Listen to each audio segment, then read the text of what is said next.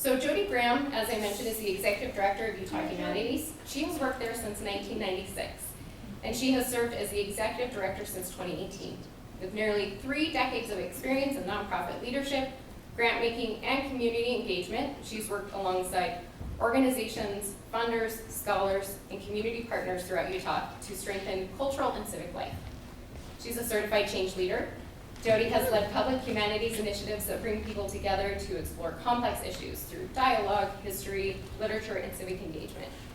She has served on boards and advisory committees of the Utah Cultural Alliance, the University of Utah College of Humanities Partnership Board, and the Utah Valley University's Appomattox Project Advisory Board. So please join me in welcoming Jodi.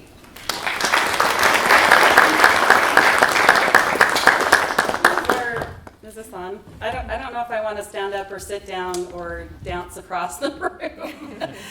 So I'll just park here for a minute because I also don't have any slides, and so it's just going to be you and me, and we're just going to chat just a little bit today. The first thing is, oh my goodness, Kelsey, thank you. What an amazing opportunity. What a really beautiful place to be. Thank you all for being here. Thank you for the ZAP team. Not only for putting this together, but for also giving us the opportunity to learn from each other, which is always really meaningful to me. And I am more excited to hear from these three than I am for you to hear from me. So we'll see what we all learn together today. But it's a really great opportunity, and sort of rare that a key funder will provide resources and capacity building things in this way. So yay, that is great. And again, thank you all for being here. Thank you for taking the time. I think we're going to have some good conversations this morning. So I have a confession to make. I know we're here talking about scenario planning, but 15 months ago, I had no idea what that was. I probably could have figured out what that was, but it was not in my realm of consciousness at all. Even if it had been, it would have been, yeah, we're good. We don't need to do that. We got our strategic plan. We're planning for a 50th anniversary celebration. We're planning for America 250. We're planning for programs. We're planning for events. Yeah, scenario planning, we could get around to that when we need to, because yeah, we're good. We got nothing. We don't need any of that kind of planning.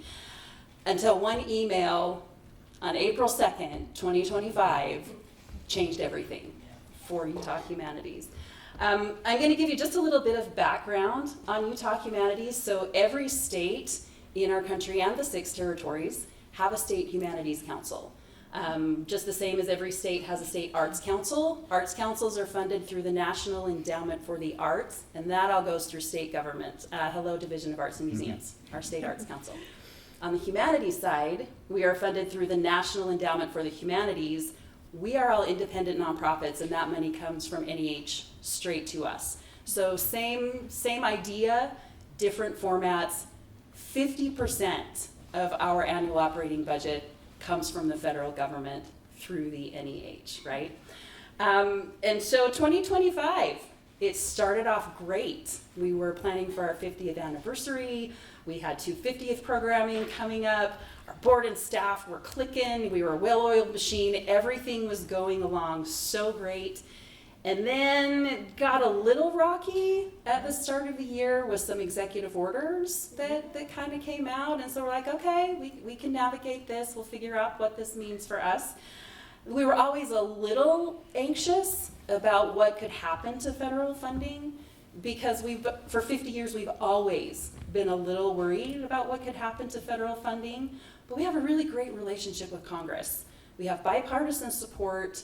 Congress moves really slowly. So if something were going to happen with Congress, and they also aren't very secret about what they do.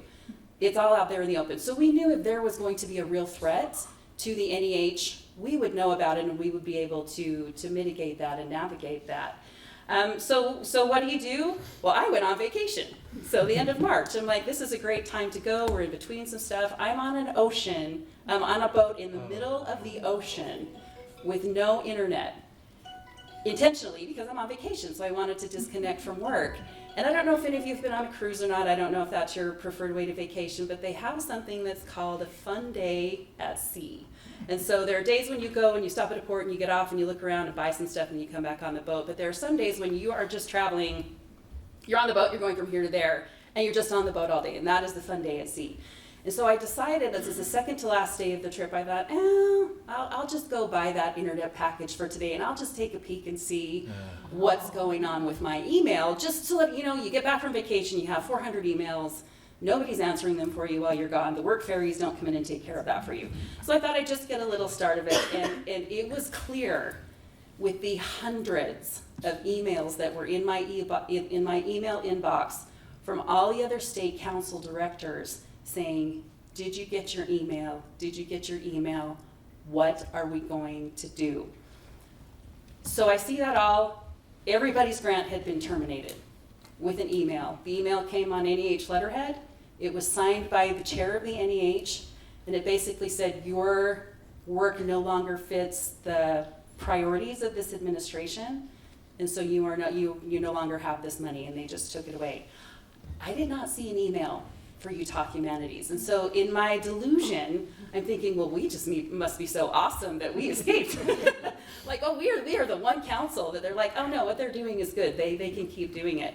But I lived in that fantasy world for a little while and thought, I should probably email our IT team and say, hey, is there an email by any chance from this weird email address? It was not an NEH.gov email address.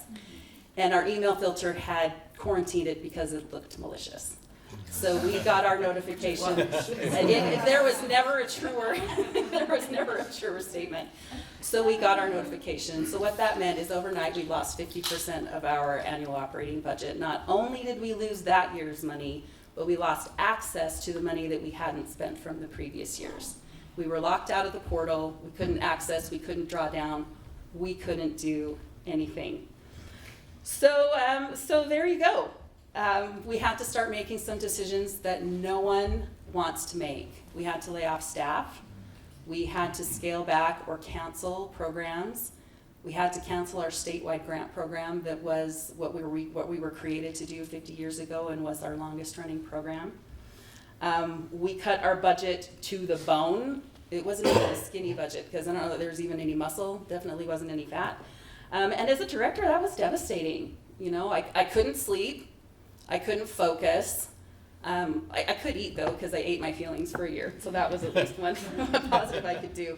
But I knew that every decision that I was making would impact my staff and their families. And so it was a really terrible situation to be in. And those decisions are hard enough when things are going well, but when you are in a crisis brain, to try to think clearly and try to decide what's going to be the best way forward for your organization is really, really hard. And so if you ignore everything else I say today, just remember that the worst time to plan for a crisis is while you are in a crisis, right? And I know that seems really obvious, and you hear, well, it doesn't seem real until it happens to you. It doesn't seem real until it happens to you. And every single person in this room works for an organization that has a vulnerability. Your vulnerability might be a funding source, it might be federal money, it might be Salt Lake County ZAP money, it might be a donor, it might be a foundation that changes its priorities, it might be a venue. It might be one staff person who has all of the institutional knowledge in their head. And what happens if that person leaves voluntarily or involuntarily? Maybe it's a software or a website that is open to cyber attack. We all have that. We all have a vulnerability. And you just need to take some time and talk with your board and talk with your staff and find out what your biggest vulnerability is. If you're like us, you've got more than one. But we have a really big one, and we could no longer ignore it. We were forced to pay attention to it. And I will just say, it's important to do this before a crisis comes, because my friends, in this work, it is not if it's going to happen, it is when. And it is going to keep going, and we just need to be prepared. So last year we were forced to make we were forced to make some decisions and make some priorities, and so we did survive. Good news there, right? We received some emergency funding from a national foundation. Our grants were ultimately reinstated, but at only half the amount, so we are by all means not out of the woods yet. We put out a call to our partners who stepped up big time. They answered our call for help. Donors came in. And we came out bruised a little bit, but we still had all our fingers and toes at the end of the day. And so what did we do? At the end of all this, we hired Jake. Jake McIntire. Because we needed to do some scenario planning. We knew there were two things that we knew. We knew that one, we would never be the same organization again that we were a year ago. And we knew we never wanted to be in that position again. And we were dead set on that. So the first thing we had to do is we needed to decide on a few scenarios that we wanted to plan for. And the thing that surprised me that Jake helped us realize is that we chose 4 scenarios, but not all of them were negative. So we have 4 scenarios. 2 of them are a little reactive. So what if we lose all of our federal money again? And the second one is, what if we lose our ZAP money? Because those are our general operating support dollars that are magic, that you can't fundraise for, that you can use for anything. Those are key. If we lose those, what are we going to do? But the other 2 scenarios are proactive. And so they are, what if we took a more intentional approach about development and it becomes an organization-wide effort and not just a single person? And what if we incorporated earned revenue as part of our business model? And so we've been having conversations about that. And so before we could really dive in and do that, as Kelsey said, we had to decide what our non-negotiables were. So we had conversations with board and we had conversations with staff, and we came up with our 4 non-negotiables, which no matter what happens, no matter if we're a staff of 1 or if we're a staff of 50, these things will always remain true. They are scalable. They aren't reliant on a single program or a single person or a single position, but they are the key things that Utah Humanities will always do forever and ever, amen, because that is who we are. So those are our non-negotiables. Let me get my notes because otherwise I ramble. So we evaluated each of our programs through those 2 filters. It's like, what do these programs look with each of these scenarios? And what do these programs look like on the 2 proactive scenarios? And what does that mean if we have to start charging for things? How does that work? How does that look? How does that impact our partners? And so we're still working through that because we just want to be sure that we're not only protecting ourselves and making ourselves more resilient, but we also want to make sure that we are continuing to serve the state in the best way that we can. Because our job is to make sure the humanities are alive and thriving in Utah. That is our job. And with all of the technology stuff that's going on and things like that, there's never been a time that the humanities are more important. And so we really need to make sure that we are prioritizing that. Federal funding isn't our only vulnerability. I happen to hold a lot of institutional knowledge in my brain. And if something were to happen, if I moved to Costa Rica next week and just peace out, that would be a huge problem for Utah Humanities. And so the next step is we also have some succession planning work that we're doing to make sure that if one person is suddenly removed, that the organization will still be fine. So, we're just refusing to sit around and wait for the next crisis to come through our doors, right? And the really cool thing about this whole process was when we started it, I felt overwhelmed. I felt like it was a little bit hopeless in some ways. I'm like, how can we ever do this? What are we going to do? But in looking at it in a more proactive way, it is so exciting. It's almost like a reimagining. It's a moment to really stop and make some changes that I think can be super impactful. And it's making me feel like, oh yeah, we can totally do this. So anyway, and that's all the matter. That's all Jake's fault. So he's been really great. We're still going through the process. We'll let you know how it all turns out. But I probably went over my time. I apologize to my friends. But that's it. That's our story.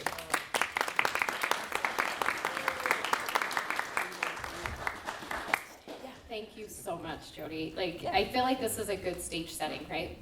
We feel change, but I will say from the outside, watching this happen and chatting with you about this, to take challenge as an opportunity for looking towards what's next is really inspiring. So thank you for sharing. And now we're gonna hear about some of those tools, and Jake's gonna present. So Jake McIntire is the principal agent of Union Creative Agency and the director of Matthew S. Browning Design Lab at Weber State University. He's a former chair of Ogden City Arts Council Advisory Committee, and Jake is really passionate about the role of culture, art, and design play in the transformation of communities, and he's spent his practice exploring this dynamic relationship. He approaches his work in cultural planning and organizational consulting as a collaborative artistic practice backed by creativity and a passion for communicating collective meaning. Through his work, he's developed arts-related master plans and strategic plans for communities and arts organizations throughout Utah and beyond. Jake has a master's degree of fine arts and collaborative design from Pacific Northwest College of Art in Portland, Oregon, and a bachelor's degree of fine art and intermedia sculpture, and a minor in business from University of Utah. So join me in welcoming Jake.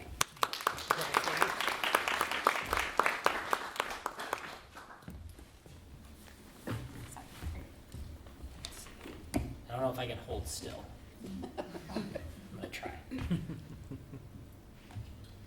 Okay, so I want to talk to you about this idea of scenario planning. And the first thing that I want to be fully transparent about in the beginning is this is work that I and other colleagues I've been working on are very much figuring out in real time. This is very much a practice. It's a muscle that I think organizations need to build, but it's also a muscle that I, as a facilitator and consultant, am working to build.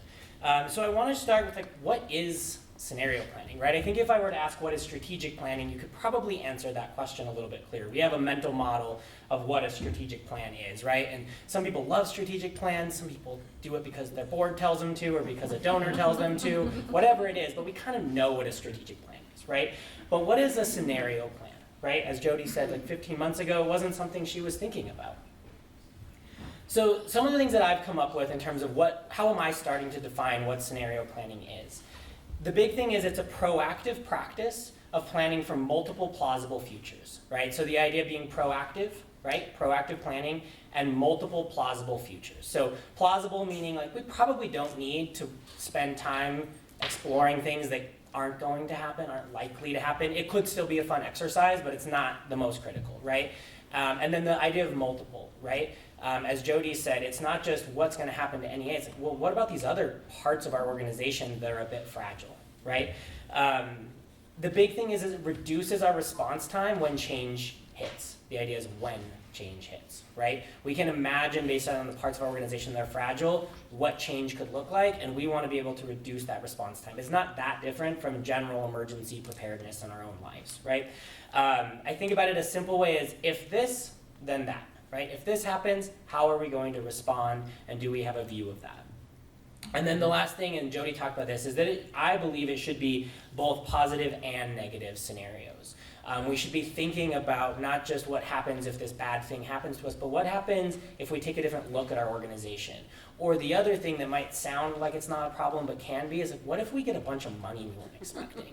I've worked with organizations that unexpectedly receive big donations from a will or from a trust or from a foundation, whatever it is, and they were completely unprepared for those resources, and it can be as damaging as not having the resources. If you're not prepared to be able to be nimble in that way and understand how to hold true to who you are, more resources can be just as damaging as fewer, right? Some of the questions that we've been thinking about as we begin this work is where is our organization fragile? Right? And one of the big things I mean by fragile is what are the parts of our organization that we rely heavily on that are outside of our control, right? Utah Humanities couldn't do anything to help that situation in that moment, right? Regardless of all the advocacy work that they had been doing for decades, they still didn't have the say in whether or not they had those resources, right? And I know we all have parts of our organizations that we rely on that we are not in control of, right? Big thing is what critical uncertainties lie ahead? What are the big things up ahead in our future that we just feel murky, we're not clear on, we're not sure about? What are those corners that we either can really clearly see around, or what are those corners we can't see around, right? And just starting to give name to some of these ideas. The other thing that I think about with this work is that it requires a bit of a cognitive shift. I think many of us, particularly in the United States, are kind of trained and taught to think about organizations as mechanical systems, as very linear, logical systems. They're not. They are very much living systems, and especially when we talk about arts and culture, very few of us are linear type of people, right? And so when we look at other kind of like business consulting practices or whatever it may be, they assume a linear system in our organization. And I'm sure many of you, I'm seeing lots of nods, like I'm sure many of you have felt like, we're not that linear. My brain isn't linear, right? Like this doesn't work. And so I think to do this work well, we need to begin to think about our organizations as living systems. And so one of the first things that I recommend doing in this work, and that we started with Utah Humanities, is using a tool called eco-cycle planning. And this comes from Liberating Structures, which is liberatingstructures.com. They have all kinds of great like collaborative facilitation tools.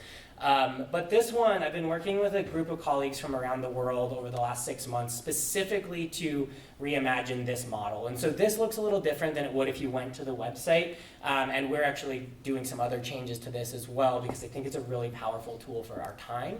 I'm not going to go into that because that could be its own like 2-hour presentation. But the things that I want to talk about, and I'm going to show an example of how we use this in Utah Humanities in a moment, but is really starting to think about your organization as a living cycle. Right? There's parts of our organization that are the seeds. They're in incubation. They're ready to grow, right? They can move then into birth and begin to grow. As we tend those, they move into maturity. But as things sit in maturity, eventually we need to creatively destruct them. We need to compost them, whatever you want to use. We need to plow that field and give space to renewal to give life to new incubation, right? A couple of things on this model that we added are the seed bank at the top, right? The idea of like, what are those seedlings that we're not ready to handle, but we know they matter. We know that the environment's not right, our organization's not ready, whatever it is. I think about it a little bit like people know about the idea of a parking lot, right? But this just feels so much more proactive and more intentional. We also added this circle at the bottom, which we're still playing with, but it's this idea of like thinning, pruning, weeding. The big thing there is it's like the stuff you actually want out of your system. What we found as we started working with this is there's some things you don't want to creatively destruct and keep moving up. Like you just want that energy gone, right? It's like the diseased plants in your garden. You probably shouldn't compost those because you're going to reintroduce those toxins back into your garden next year, right? The other pieces that are really critical about this model to think about are the two ends. So one's called scarcity trap and one's called rigidity trap. This is where we get stuck. So scarcity trap is we don't have the resources to pull something out of incubation and give birth to it, right? We don't have the time, we don't have the money, we don't have the staffing, we don't have the facility, we don't have whatever, right? It gets stuck. Most organizations, if you start this process and plot your organization on this, you're gonna have a lot of stuff right there, especially small, mid-sized cultural organizations. The other is rigidity trap. That's the stuff that we refuse to let go of for one reason or another. It should have been gone a long time ago, but a board member loves it, or a donor loves it, or I love it, or whatever, but it's gotta go, right? And you're also gonna find there's gonna be a lot of stuff over there in rigidity trap. Sometimes, as an example, like local arts agencies I know I've worked with who are like, we don't know that this has value anymore, but we have to do it in order to hold a certain funding source from our city, right? Or whatever that may be. So I'm going to jump, we won't go through this, but this is just an example of what Utah Humanities looked like as we went through that with them. So each colored sticky note was a different program, and we had everybody start to plot out, and this was after they had already kind of culled their organization out of necessity, and to start then thinking about, like, what does it mean from their perspective to start thinking like this as an organization.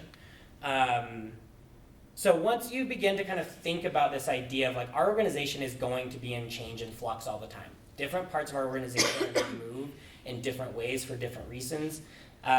You can begin to then start thinking about, okay, what if X changed? How do we move things around this eco-cycle and begin to think a little differently?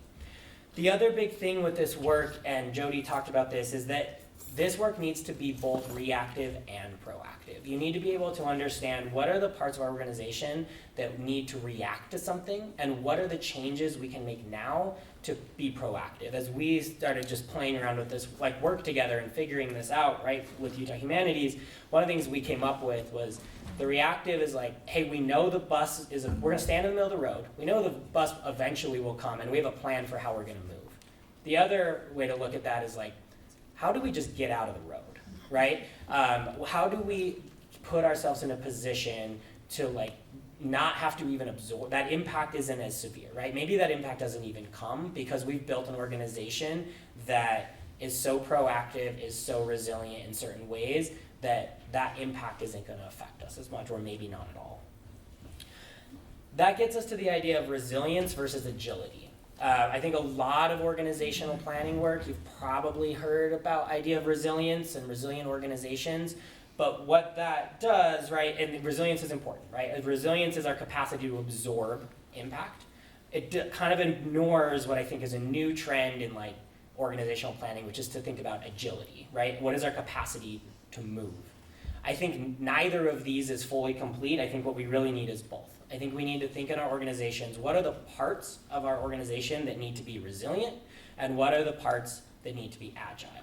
And it's pretty clear, I think, as you start to think about that, oh, these are the parts that we need to protect. We need to be able to absorb any sort of impact, and we need that to not change. And then there's other parts of our organization where we need to be able to quickly pivot and change and move, right?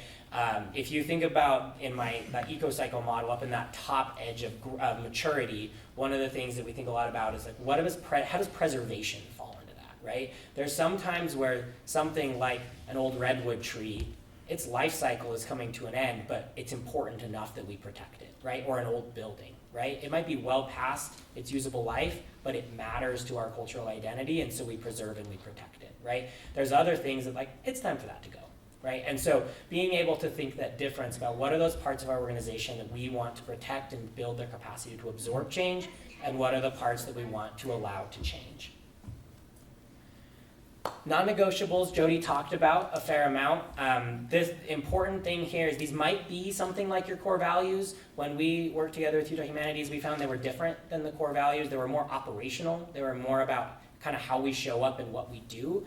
But the important thing that we came to with that is that they need to be things that can scale up and scale down. They are, no matter what, this is the impact or the way we show up in our work or whatever it is, but we are never letting go of these non-negotiables. This is who we are as an organization. Whether we're a part-time volunteer director or a staff of 50, this is how we show up. This is what our organization is and means to the world, right? And I think defining those becomes incredibly important, and I'm happy to talk to folks in the breakout or offline about like how do we get there, how do we define and explore that, but getting to that point I can say is like critically important, right? Because we want to know what are we not going to bend on when change happens. Even if we don't exactly know how we're going to respond, we need to understand what we will hold on to.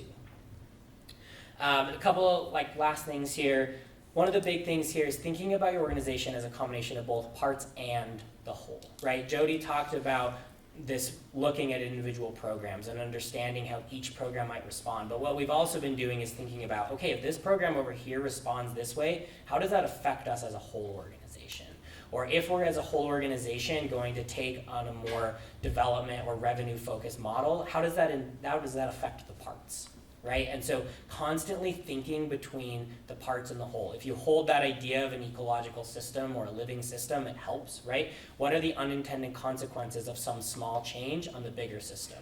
Or what are the effects of a big system change on the small parts of the system, right?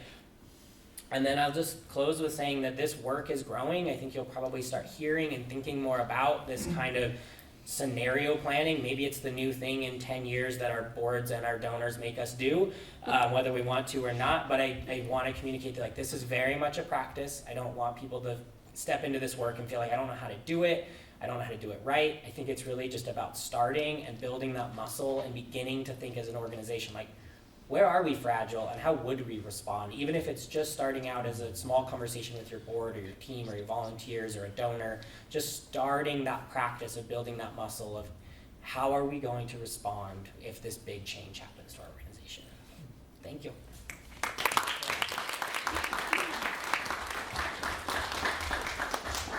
Not that you need it, but there's my email if you need it. Had one more slide, I had to push it. So I've had the opportunity to work with Jake before, and one thing I really appreciate is that the way he approaches like a big, scary issue, it feels so much more approachable. And especially engaging our creative brains to think about things, the small parts and the big parts, has just been really helpful for the way that he just processes this. So I really appreciate that. So thanks for sharing all of that today. All right, so now we're going to have Tom come and talk about his experience at Ryrie Woodbury. Tom has held communications, outreach, and executive leadership roles in arts nonprofits across the United States. Before joining Ryrie Woodbury Dance Company as executive director in 2023, he served as the inaugural executive director of the Rosenbach's Project in San Diego, where he led significant organizational growth, expanded dance education programs, and strengthened community partnerships. At Ryrie Woodbury, Tom has streamlined finances, regained funder trust following a founding family transition, and has presented on communications, social media, and arts education for regional arts organizations and conferences. And he currently serves on the advisory board for Vanguard Culture.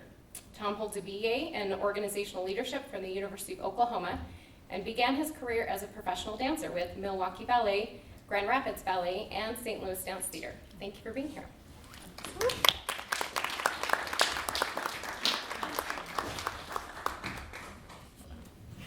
Of course. Okay, yeah. Hi, everybody. Hi. So my name is Tom, and I make this joke all the time about my last name, so forgive me if you heard it. My last name is Dancy. Yes, that is a real last name. It's not fake. I've since learned, since joining the dance world, I've been in dance my whole life, but since joining the dance world as an administrator, that my name is technically what's called an aptonym, which is where your name is associated with what you do for a living. Fun little moments. And this is a video of the Ryrie Woodbury Dance Company. What I love about this video is actually the inherent nature of how it connects to the company's legacy while it charts a path forward. So we asked Wonderstone Films to produce this and a couple of other films for us over the past year. I hope that y'all have worked with this amazing organization. They're quite incredible here in the Valley. But the work present is by Keith Johnson, who's a longstanding alumni of the company, by Flock, who is a famous nationally renowned creative choreographic duo, and by Leslie Krause, who is our new artistic director. She just finished her first year with the company literally like 3 days ago. And so this video, in my mind, actually just represents a lot of organizational trajectory and how we are thinking of an organization going from founder-led to founder-inspired. So I'm going to talk a little bit today about data, about such a fun word, audit, but not to scare y'all, auditing your own needs, culture versus credentials, and selecting and stewarding. And just as a preface, I am someone that loves data. I love research. I am totally that kid, right? And in this transition itself, data has actually helped me to feel calm and to feel solace. Because what I have found is, I eventually went back to school posthumously to get a business degree, but my original major was in ballet, yeah? And I found myself in ballet companies. I'm obsessed with dance. It's the thing that drives me, aside from like my dog and a nice camping trip. And so I have found myself in this world, but I find that so many of us have that same trajectory of you went to school and you were studying fine art, and maybe you were a coordinator for a museum and you were competent, and so people kept giving you tasks and you loved the puzzle piecing of how organizations work and you progressed to where you are. Or maybe you were this amazing entrepreneurial spirit and you saw a gap within our community and you thought that you could fill that with amazing artistic programming. But all of that puts us in a place of silo where we encounter problems, we encounter transitions, and we go, oh, this is impossible, and this is only happening to me. And what's really fun is actually what's happening to you in the business world has like 40 years of case study attached to it. And so that's given me such beautiful, beautiful knowledge base as I've walked through a founder-led to founder-inspired transition to go, I'm not alone. There's so many things to think about and so many things that we can talk through. So a little data. So my dearest friends, transitions are messy. They are messy. And I love being teed up by my friends here talking about organizations as living things. right? Living beings are messy. We are messy people. And so we're trying to solve for things that really are so much more about cultural umami than they are sometimes about hard facts and figures. But to go through some hard facts and figures, studies show that most successful transitions happen when there is an internal candidate. So by and large, if there is an internal successor, if there's someone that you are mentoring into your role, that creates the most organizational trust. By and large, it is the smoothest transition. And bravo, transitions are messy in general, but that's, a really great place to be, is that you have somebody powerful and amazing that can step into this really gigantic role that you have created and a big gap that you're gonna leave upon your exit. And I think for the sake of our talk today, I'm labeling this as founder transition, but I think we can also throw long-time executive in this as well. You've been in your job 20 years, 30 years. It's the same kind of idea of so much of a culture of that organization is now built around who you are and what you have stewarded. So that's the cool way to do this. The messier way to do this is to say that up to 75% of nonprofits will not have an internal candidate, and you will rely on external candidates to fill that spot. This becomes an especially frightening thing when we think about the success rate of that is actually not great. 40% of those candidates will not survive the first 18 months of their candidacy. That's intense, right? That's almost 1 in 2. And why is that? Are we hiring a bunch of idiots? No, we're hiring. We're hiring extremely competent people, generally speaking. But the issue is not often in competency, the issue is culture. And I want to dive into that a little bit more with us as we go along, but it's understanding, again, the umami that makes something possible within an organization.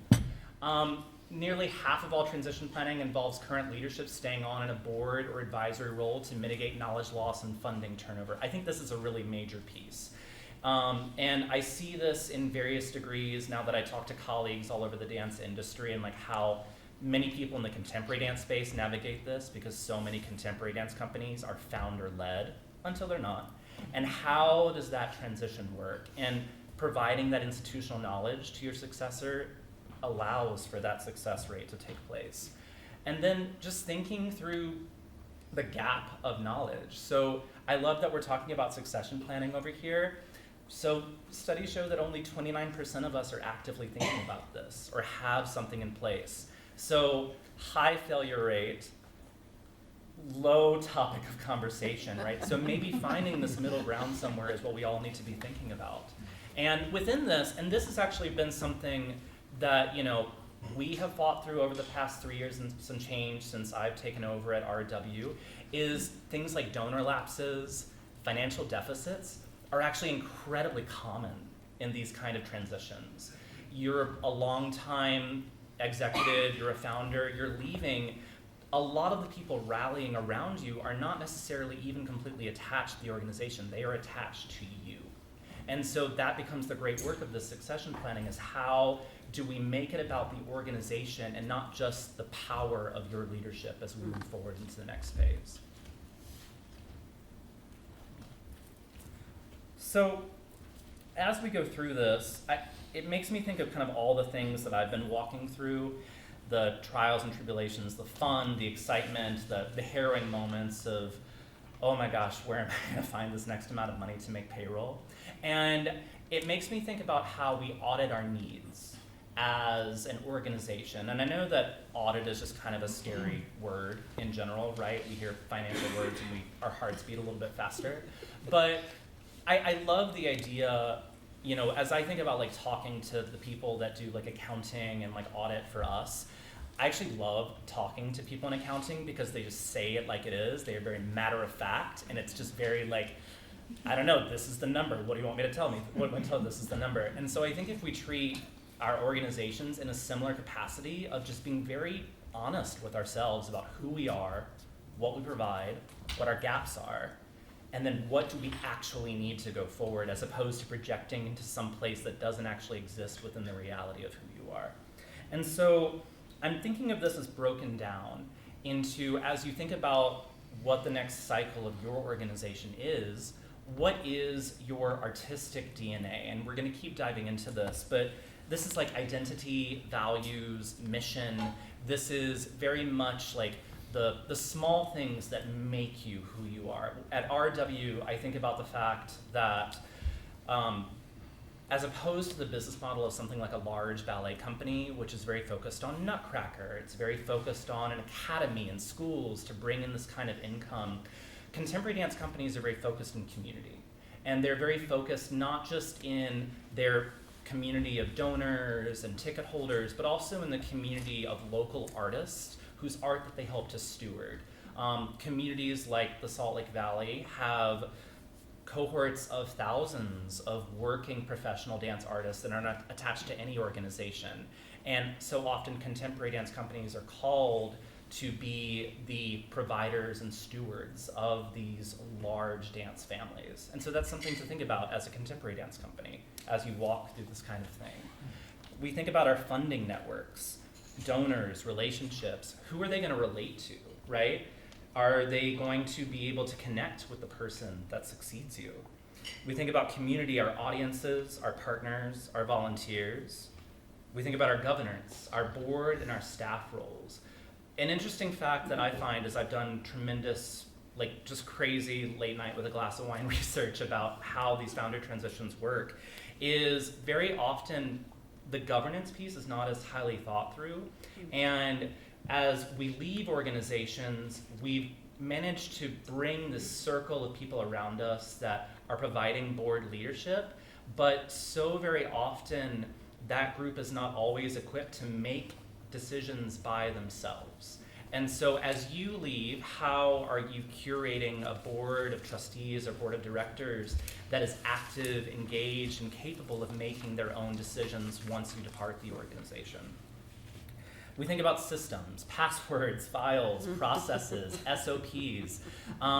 This is actually something that really annoyed my staff when I first stepped in, is I walked into RW in the first month and I was like, I really want 1 million SOPs from everyone. Can I just get all of your processes and all of your procedures?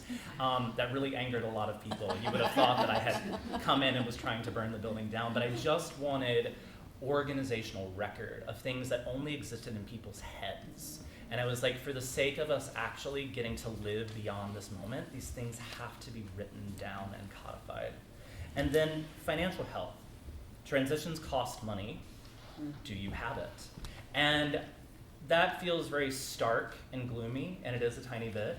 But thinking through that actively, if you leave and 40% of your donor base, your major donors are attached to you, the person coming in after you is going to inherit a budget deficit.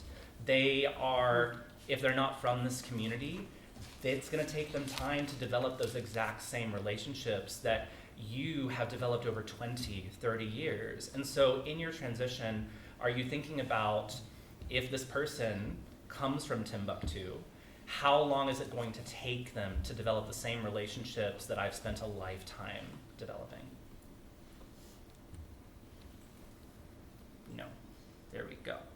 So this is a bit of a monologue, but as I have walked through my own transition, I think about this as actually the most important part organizationally, and it's culture versus credentials. And, you know, myself, I'm not from the state of Utah, so the piece of culture that I lacked walking into this position was just not understanding what it meant to be a Utahn. The piece of culture that I brought with me was that I come from the world of dance. And so I've spent my life in and among dancers and in and among dance companies. And so there have been pieces of learning culture and pieces of knowing that this is just how dance companies run. And it's been an interesting tug of war between those two places.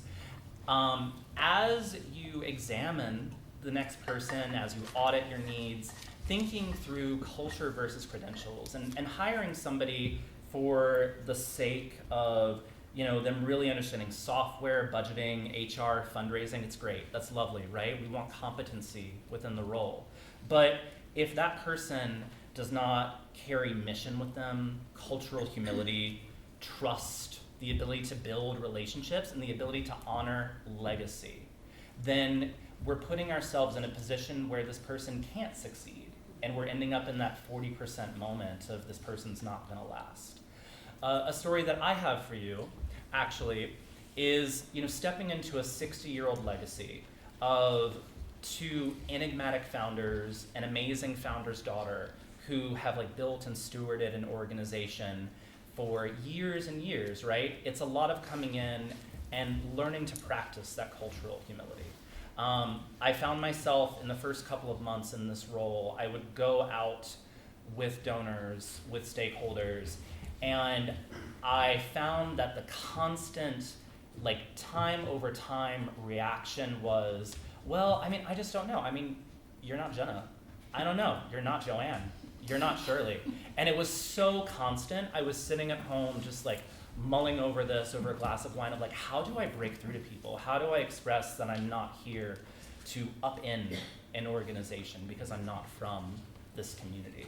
And I finally settled on a place of I'm just gonna go and I'm gonna ask questions.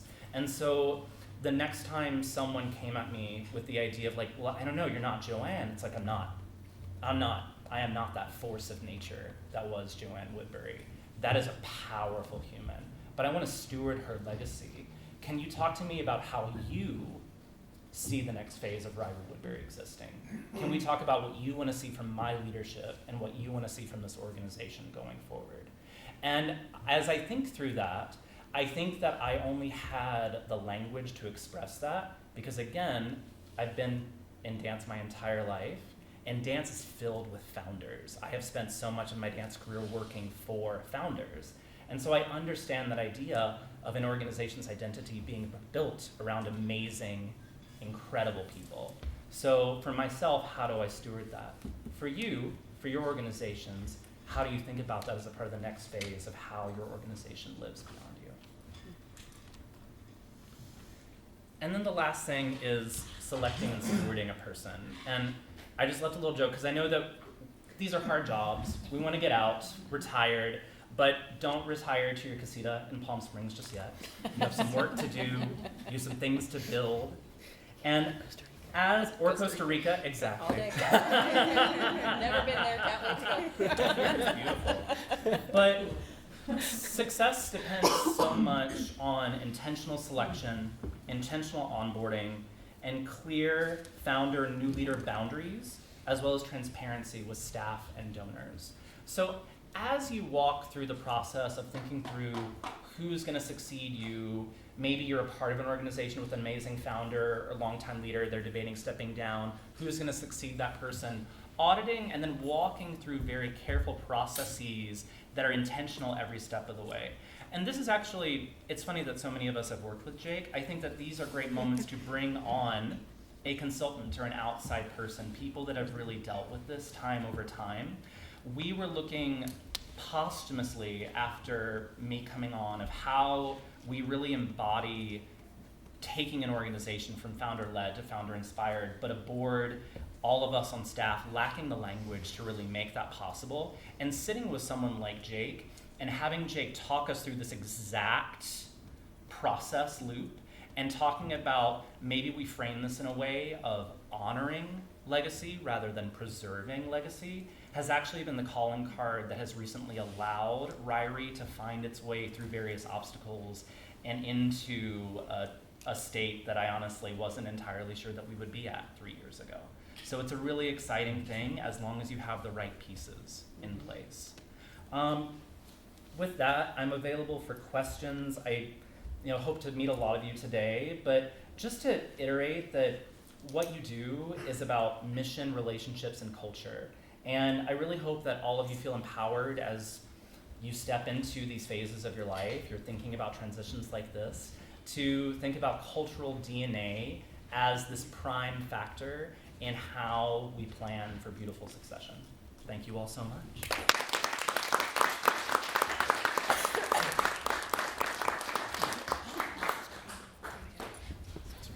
Tom, thank you so much. I have to say, the way that you have approached the transition has just, I think it's led to a really beautiful and seamless transition, and I really appreciate you sharing that with us.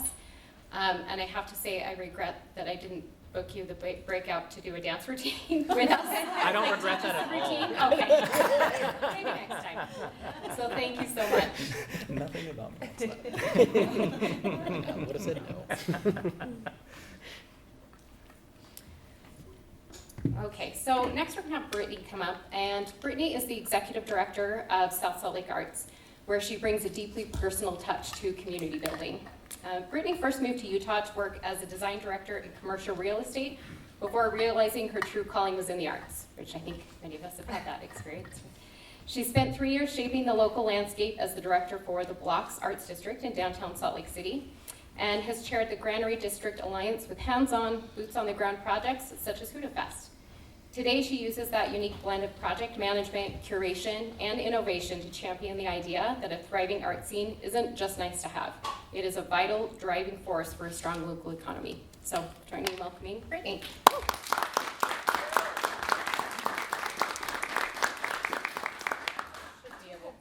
Yes. Oh, so fun. Thank you so much. Well, good morning. This is so fun. I have to admit, I'm not a public speaker, but I'm excited to be here. Oh, hi. So many good friends to see also. As Kelsey mentioned, I am Britney Helmers. I am the director for South Salt Lake Arts. And as she mentioned also, so my background is in commercial real estate, project management, interior design, historic preservation, you name it. So the way my brain works is how you build a building, right? Foundation, equity, investment, going up. Oh, can you not hear me? Is that better? Am I not screaming loud enough? There we go. So building a building, right? We're going up multiple stories. We're curating things. Before you move into a building, you're kind of trying to figure out what your space is, right? My favorite part of building and designing spaces was when that tenant moved in, and 5 years later was their retention plan. People come back to us and people would say, you know what? I love this so much that my business grew. My business expanded. I want you to do more for us. So I think of that very similar to an arts organization. However, I'm not here to just talk about building. I'm here to kind of discuss the changes that are currently taking place in South Salt Lake, the reasons behind them, and how we're addressing some of these developments. So I love that I got to go after Tom. So I was hired about 8 months ago, and I'll admit it's been a bit of a rocky start. It's been a little tough. Government and art, anybody feeling it? Learning the bureaucracy. I am not a bureaucrat by any sense of the means. I am a collaborator. I need to gather information. I need to understand how we're communicating. So it's been quite the transition for me.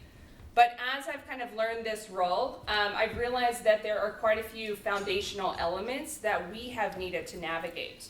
And the way we've needed to do that is to look internally, look externally, and all around us, and strip things back to the basics for our organization. So the way we started to do this, and I love also that we have all probably asked more questions than given you answers, but I also think that's a sign. So what are the foundational questions? I have been asking, what is the role of an arts council since I've started? You know, internally, what is our role? Externally, what is our role? Who and what is South Salt Lake? Are we who we want to be? Are we adding enough? Are we doing too much? Are we not doing enough? Who are we serving, and is it working? I would love to talk to many and all arts councils to understand, you know, do we serve the residents? Do we serve the community? Do we serve our artists? Has it been working in the past? Have we served enough people? Again, or are we not serving enough? And is there a gap that we are not serving for our residents, our artist community, and anyone in Utah? So when we started to ask ourselves these questions, we realized that we were feeling a little outdated. And a little refresh has never hurt anyone.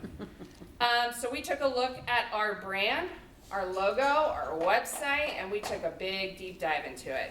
You can see our former logo on the left and our new logo on the right. So first and foremost, we dropped the council. Council sometimes can feel like a negative connotation, right? The word council feels like it has a bit of judgment. I wanted to make sure that we are running an organization that we do not have judgment. Arts has opinions. We should not necessarily be saying, we're judging you as an artist and or as an arts organization. We wanted our organization to feel as inclusive and open as the work itself that we do. We are a community of artists, we're a community of makers, we're a community of creative businesses, and we want to make sure that we are promoting them and we are sharing this with them. We are not separate from them because we are city government. With that name came the brand new look. We wanted our logo to feel just as vibrant as the murals that we have across our city. So if you look closely at our color palette, and you'll kind of see in the next slide, that these colors were pulled from those exact murals that we have. It's bold, it's vibrant, it's very uniquely South Salt Lake. And third, we've launched a new website to bring us into 2026.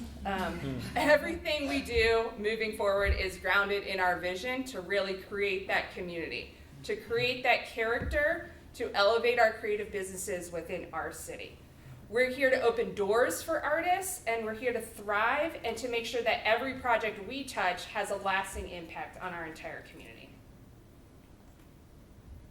So you can see this is the brand. The logo begins to match up with that work that we have done. This is a mural that was created in 2024 by Key Detail through one of our programs, Mural Fest. Pretty amazing to see. Now pretty amazing that those murals have inspired our new brand. And while you're taking it back to the basics, I hope that you simultaneously have a larger vision, right? You are not only taking a step back, you are taking one giant leap forward to what you actually want to do. And thinking about all the other questions. So I challenge you to always have that larger vision in mind. And for us, what is that looking like? We are thinking bigger. We've started to think about those basic questions and answer some with more questions. Number one, South Salt Lake is still affordable, you know? Do we have the opportunity to create a missing link in Utah? Can we, as the Arts Council and or the arts, focus on equity for artists, ownership for artists? Can you imagine a city in Utah that thinks about that? Thinks about an artist owning their own creative studio, having equity in the future in their actual city, right? Can we lead a movement that stops that age-old story of artists move in, rent goes up, artists can't come through anymore, right? Could that be our city, and can that be our larger vision? We're approaching our 10-year goal. The city of South Salt Lake had a 10-year goal to have 100 murals within 10 years. This past year, we hit year 9, we have 90 murals. So what is next? You know, what is South Salt Lake without Mural Fest? Or is there something bigger that we can do? Do we move into public art? Do we move into that opportunity of equity and ownership? And third, how do we think about creating more space for creative businesses? We have a large number of creative businesses that own their brick and mortars in South Salt Lake. How do we expand our ecosystem of creative industries and bring more artists to the city to build creative businesses? Again, I go back to my design brain and development brain is retention and attraction. So we as a city have that opportunity to do that with these artists. And as we've done that, we've never stopped gathering information or having the hard conversations. I think it's extremely important to remember that you may think you know everything about your arts organization. The minute you sit down with someone else and they tell you something new and unique, it could change your entire brain about how you run and operate your organization. But when you start to find that information, you'll find those tidbits helpful and extremely interesting for the next phase of your organization. I'm going to switch that. So we have not stopped collecting community surveys. For instance, and I'll share with you after, but what do the community want to see with our art classes? What type of artists want to teach art classes in our community? Are you interested in music in the park? how about a performing arts show on the sidewalk? Right, Tom? Yeah?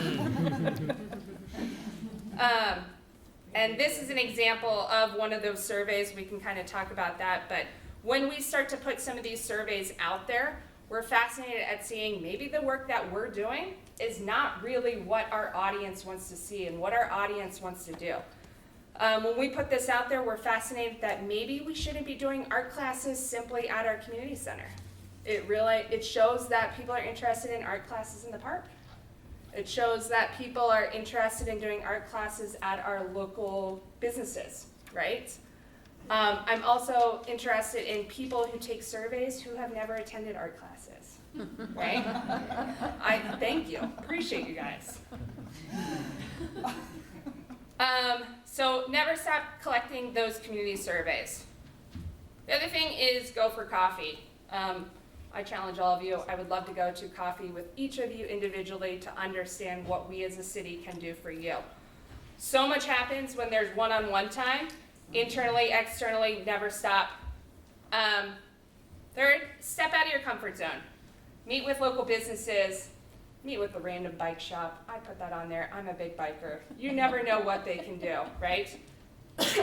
In this instance, I have to add, I am also the chair for a local organization called ULI. Anybody know what ULI is? One, awesome. Great, I love talking about this. ULI is called Urban Land Institute. When we talk about stepping out of our comfort zone is, maybe it's not just conversing with our local arts organizations. I'm conversing with property owners, developers, trying to understand and infuse art into any and all property ownership that is happening across the city. How do I bring that conversation to ULI on a constant basis? So just kind of getting out there, being weird, be unique, right? And last, talk with your competition. Now I say this, there is not competition in arts councils whatsoever. I mean, have the sense of how do you fill the gap? And I lead with more questions. Should all arts councils across the state be doing the same thing? Should we be filling the gap that the other city is not filling? How do we all work together to make sure that the arts thrive across the entire state, right? So what is the missing link? What is the thing that your organization can fill? And know your purpose and what you're supposed to do. And I leave you with this, and thank you all of you for really teeing me up. Always remember that you can pivot. I know. Always remember that you can pivot. Know that you can change, know that you can move, know that you can wiggle and weave into other situations. And that is all I have. Looking forward to talking with you more. Thank you all so much.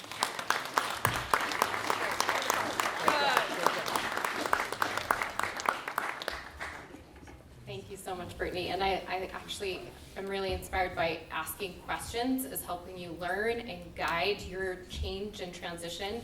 So I think that's a really helpful way to think about what's next. So I'd like to just have everybody thank us or thank our presenters just one more time.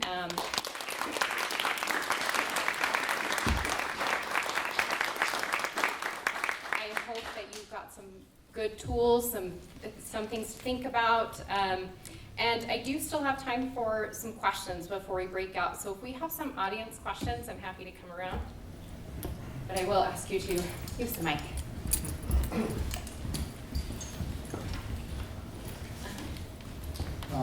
I'm Joseph White with the Founders for Family Life in Oak Mountain Valley. But I had a question that kind of tied to Jade, your presentation, and I think all of you might have some feedback to this. But you were talking about this idea, and I loved your diagram. Awesome. I like so it's infinity because the growth process doesn't. But there's also this phrase that you use of creative destruction.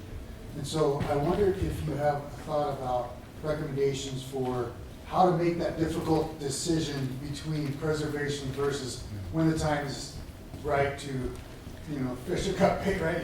Time is right to creative destruction and just kill it. Yeah, I think it depends on, so if we, you remember, so what you're probably talking about is something that might be stuck in this rigidity trap, or maybe it is still up here in maturity and you're talking about it, right? I think it depends on why. And what I have found is just the act of doing like you saw what we did for Humanities. You draw this out on a big piece of paper and have your staff and your board, whatever, do it yourself. Just start putting stuff on it. Sticky notes are great because you can move them, right? But naming it and putting it down and helping your organization see it as this cycle, from my experience, the act of doing it unlocks the conversation. Every time I've done this with an organization, this particular tool, some new insight has come out. And I think often those pieces in your organization, so there's a general consensus around, does it need to be preserved or does it need to be let go of? But we walk on eggshells because we know the answer, and it might be an uncomfortable answer. But everybody being in the room together and going through that helps that come out a little bit more, right? It helps you be able to say, like, we know why we're holding on to this, right? And the other thing I have found is that by seeing it as a life cycle, it helps those people or those reasons that are hanging on to something, it helps them feel freer to let it go. To say, what would it mean if we let this go, and what would we build if we did, right? It gets to that idea of honoring, not preserving sometimes, right? Is what does it mean to honor the spirit of why something exists without necessarily preserving it? The opposite of that is some things really do need to be preserved, and as your organization goes through those conversations, you might find like, this is actually a really critical part of who we are, and if we let it go, we lose something.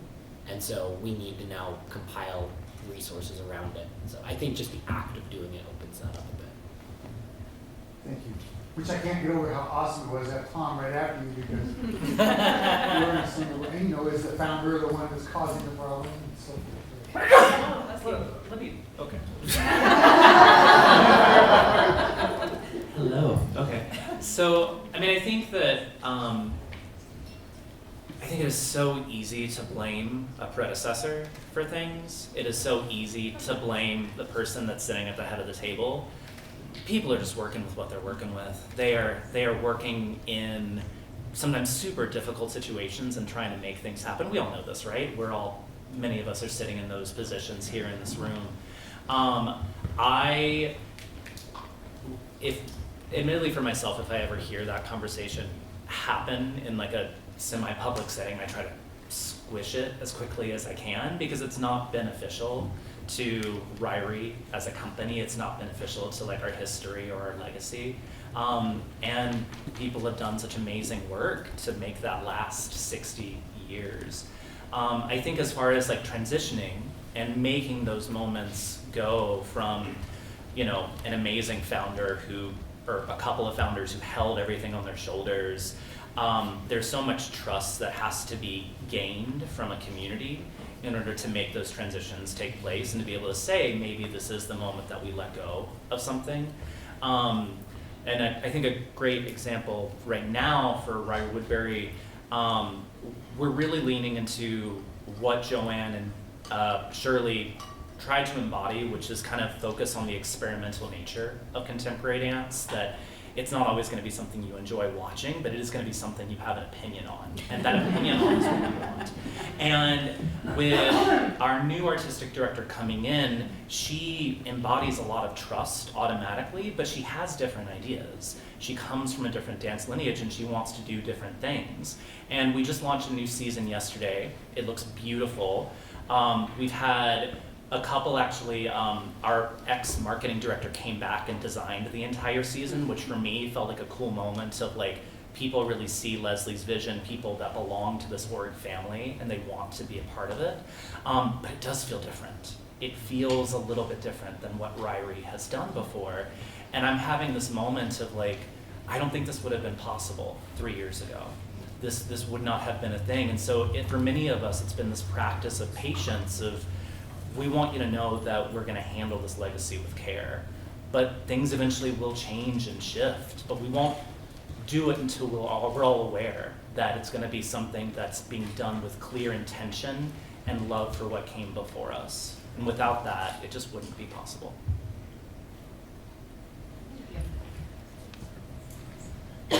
another question?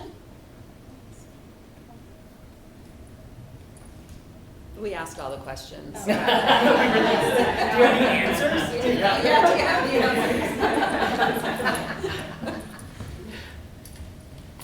I am Brandy Farmer with Centro Cívico Mexicano. We are 96 years old, and but we began with our programs, our art programs, in 1930. And my question to you are, what are some creative ways? And we have all the arts, dance, the cultural dance. We have music, bands, the creative healing for survivors. We have art programs for survivors of catastrophic events, and those are open for any type of medium, including writing on canvas, mixed mediums. But what are some creative ways to use the funding besides just paying for the instruments, the materials, and paying some of the teachers? I'll take one. I'll take a stab. I don't know if this is going to answer your question, but I am a huge proponent of let artists be artists. It is not that you are simply trying to put the tools in their hands. They need to create how they need to create. If there's an opportunity for you to actually create a grant to see what they want to perform and kind of let go of the control, let go of the reins, see what creativeness comes out of that. I think, and I have recognized this quite a bit in Utah, is we need that control. We need to hold this. And if we start to let artists be artists and we give them the full design control to try a new medium, to try and potentially fail, we will see that there are new and unique things coming out of the organization and or out of your city. So that is kind of my plan. I'll just add quickly, thinking in a similar way, I'm not sure if you mentioned this in your list of ways you're using funding currently, but looking at ways to create something like an artist in residence program, or maybe you're paying artists to be able to have the space and time to create, whether that's their existing discipline or a new discipline. I think we have not necessarily as a state had quite enough opportunities for artists to really truly make a living as artists here, right? And if you have the ability to have some funding that can support artists, not just as, hey, come teach a class, but hey, we want to give you some funding to be able to grow and to be able to move closer towards making a living in that practice, that could be another way to look. Thank you for that.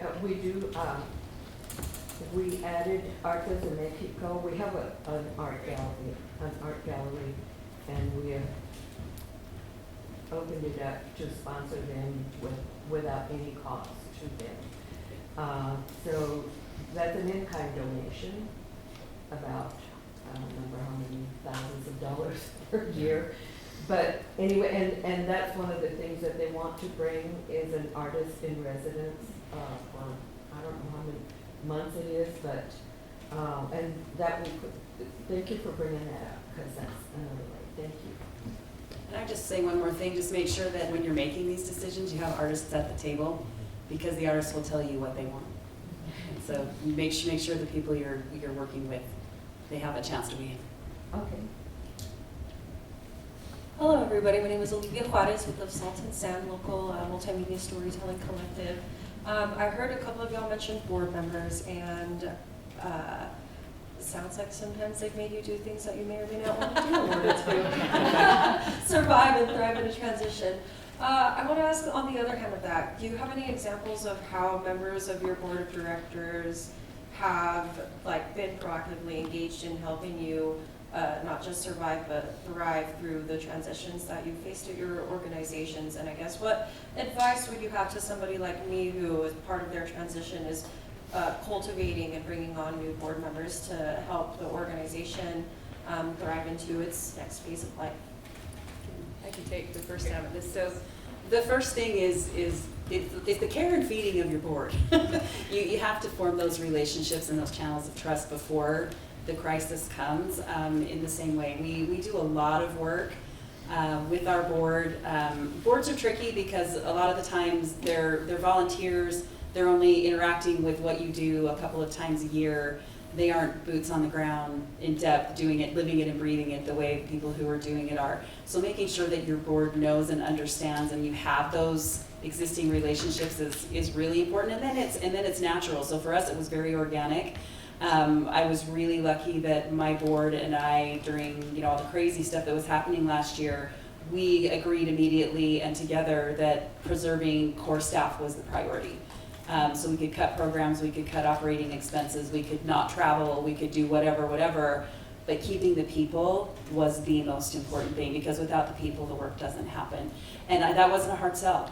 It was, they were completely on board because they've built relationships with the staff as well, and so they see the power behind the work and know that it's beyond, not just anybody can just show up and do this stuff, but there are people who have skills and are worth retaining. So I would just say that long-term relationship with your board, and you can push back on stuff if you don't want to do the strategic plan. Come up with a good reason why not. Good luck, but you don't have a board. A board is for guidance and conversation, not necessarily for dictating. It's not a dictatorship, right? There should be conversation, and if you are sometimes disagreeing with your board, that's a really good thing too. And it helps you refine and hone your skills about this is important because, and helping them come along and see why it's important, because they may not have all the information that you do. I don't know if that completely answered your question, but that's just my 2 cents. Full agreement. Brilliant. To completely agree with Jodi, I think inviting discourse into the space is actually really beautiful. And I know that sounds frightening, but the concept of if this all rests on the shoulders of just one person, it's a system designed for failure. And so if we're really curating and growing a board, we're growing unique ideas within a space and unique possibilities for problem solving. One of my favorite things was when I was living in San Diego, our board chair was a lawyer, and he handed us all a book on principled negotiation, which I loved that book. It's called Getting to Yes, I think is the book. And just the idea of how we structure argument, not to win, but to advance cause, and how we think about people's positions are often the result of a more root aspect to their argument, and so we want to hear that part of the argument as we debate. But yeah, I find the more I collectively argue in a constructive way with my board, the more we get stuff done. I'll add one other thing. Board bylaws is one thing. Board agreements are a better thing, in my opinion. You need your board working behind the scenes, not just when you're in front of them. So in my past, my board agreements actually stated that one person from the board had to be at every event that we were doing. So that way my board actually had to communicate without me to figure out which one person was going to be there. That's brilliant. So it was continuously conversing and behind the scenes. I also always bring your board to meetings like this. I used to not go to a single meeting like this without one board member. They need to also know that you are doing these things to better your organization. They also kind of need to understand who else is in the room and who you're networking with. It's a pretty good thing, so. All right, so to give us time for some additional questions and a more deep dive scenario, we are going to go ahead and transition to our breakout groups. So maybe take a few minutes if you need to run to the restroom, grab some more snacks. Jake and Jodi will be over here in this room with Tom over here. And then Brittany is right out in the lobby. We'll just take a minute to move some chairs.